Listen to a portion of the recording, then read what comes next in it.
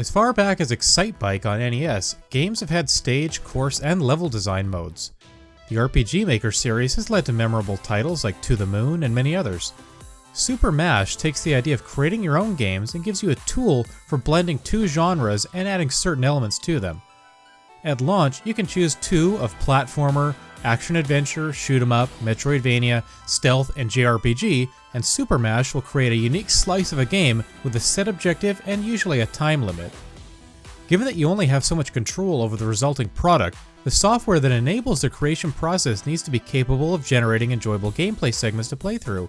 Unfortunately, this doesn't always happen with SuperMash.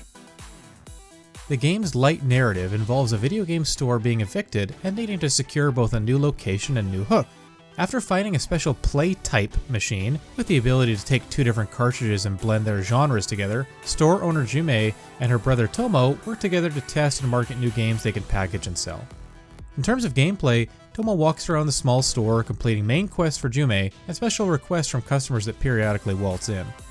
The former generally involve playing and saving a few specific mashes, the name given to the game slices produced by combining two genres. The latter task you with completing a single, usually more specific mash, like an easy, short JRPG platformer. You also have the option of playing a quick random mash by pressing the X button.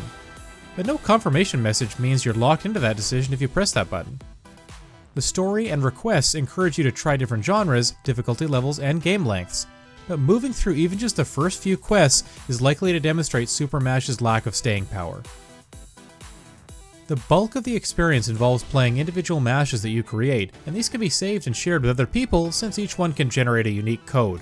However, after playing about 70 different mashes, there isn't one I would want to share with anybody.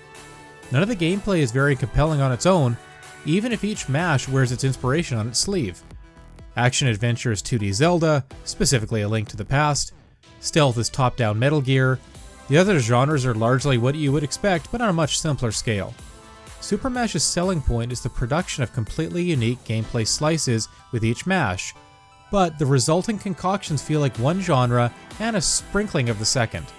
For example, a mash of stealth and shoot 'em up could look just like a stealth game, except your character and the enemies are ships rather than people. In other words, the gameplay is entirely stealth, but minor elements of a vertical shooter are thrown in.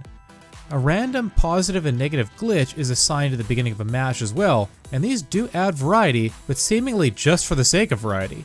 A glitch that means periodically you can only move to the right isn't fun, it's annoying.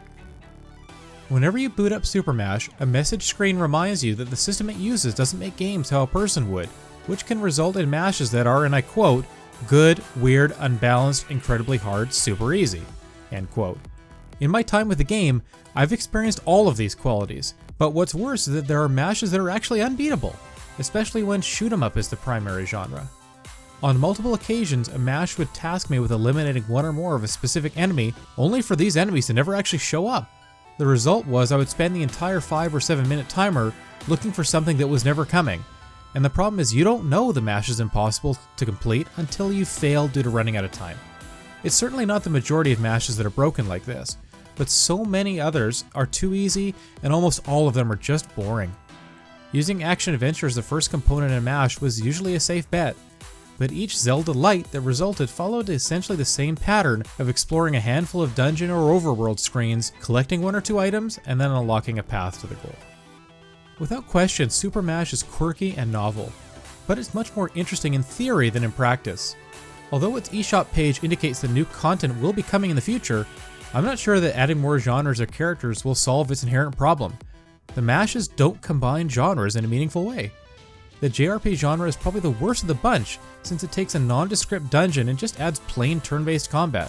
When it's a secondary element of the mash, it adds things like an ATB meter to action commands. Imagine playing a Zelda game where Link can only swing his sword once every 2 seconds.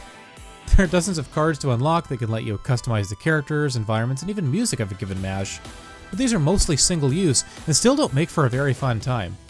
There may very well be countless mashes you can produce with the tools on offer, but they aren't different enough from one another.